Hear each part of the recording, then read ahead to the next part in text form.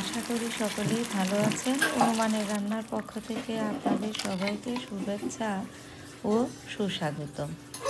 আমি আজ আপনাদের জন্য নিয়ে আসলাম আমি কিভাবে সরিষা ইলিশ রান্না করি, তাই অনুমানের রান্নাতে আপনাদের সাথে শেয়ার করব। বিভিন্নভাবে কিন্তু আমি সরিষা ইলিশ রান্না করে থাকি।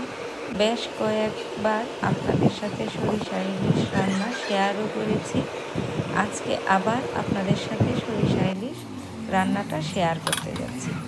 দেখতেই পাচ্ছেন মাছগুলো টুকরো করে নিয়েছি। তারপর সেই মাছে হলুদ গুঁড়ো, মরিচ গুঁড়ো, লবণ ও সরিষার তেল দিয়ে আমি মাছগুলোকে মাখিয়ে 10 মিনিটের জন্য রেখে দেব।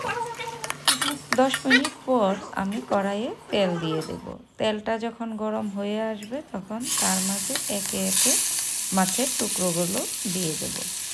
সরিষা ইলিশ রান্না করার সময় কিন্তু যে তেল ব্যবহার করবেন তা অবশ্যই সরিষার তেল হতে হবে, তাহলেই তরকারিটা খেতে সুস্বাদু হবে।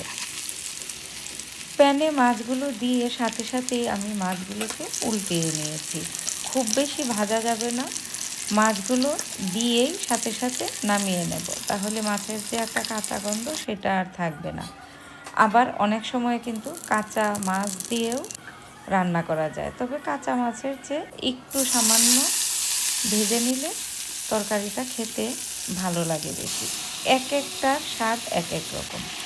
মাছগুলো ভাজা হয়ে যাওয়ার পর সেই তেলেই আমি কালো জিরা ফোড়ন দিয়ে দিলাম। ফোড়ন থেকে একটু সুগন্ধ বেরোয়ার সাথে সাথে পেঁয়াজ বাটা দিলাম। তারপর হলুদ গুঁড়ো, মরিচ গুঁড়ো দিয়ে মশলাটাকে একটু ভেজে নিলাম। তাতে দিয়ে দিলাম বাদাম বাটা ও সামান্য পরিমাণ দই। তারপর মশলাটাকে একটু কষিয়ে নিলাম। সরিষা বাটা, পোস্তদানা ও কাঁচামরিচ, লবণ এগুলো একসাথে বেটে নিয়েছিলাম, সেই বাটাটা দিয়ে দিলাম।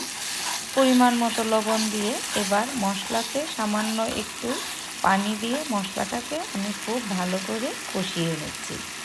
মশলার উপর যখন এরকম তেল উঠে যাবে তখন সেই মশলাতে একে একে ভাজা মাছগুলো দিয়ে দেব। ভাজা মাছগুলো দিয়ে তারপর তাতে পরিমাণ মতো পানি দিয়ে দেব। পানিটা কিন্তু অবশ্যই গরম পানি হতে হবে। যে যতটুকু ঝোল খেতে পছন্দ করেন সেই অনুযায়ী ঝোলটা দেবেন। তবে সরিষা ইলিশ কিন্তু বেশি ঝোল হলে, পাতলা ঝোল হলে খেতে তেমন একটা ভালো লাগে না। মাখা মাখা একটা ঝোল হলে সরিষা ইলিশ খেতে খুবই ভালো লাগে। উপর থেকে কয়েকটা কাঁচামরিচ দিয়ে দিলাম। হয়ে গেল আমার সরিষা ইলিশ রান্না। নামানোর আগে সামান্য একটু সরিষার তেল দিয়ে তারপর আরেকটা উতলন দিয়ে আমি তরকারিটা নামিয়ে নিলাম। খুবই সুস্বাদু একটা সরিষা ইলিশ তরকারি রান্না হয়েছে। আশা করি আপনাদেরও ভালো লেগেছে। অন্তত একবার হলেও এইভাবে সরিষা ইলিশ রান্না করে খেয়ে দেখবেন, তাহলেই বুঝতে পারবেন আসলে এইভাবে সরিষা ইলিশ রান্না করলে কতটা সুস্বাদু ও মজাদার হয়। এটা কিন্তু বলে বোঝানো যাবে না আসলে এটা কতটা মজাদার ও সুস্বাদু হয়েছিল। তাই আপনারা একবার হলেও রান্না করে খেয়ে তারপর অনুমানের রান্নাতে জানাবেন কেমন হলো। ধন্যবাদ সবাইকে।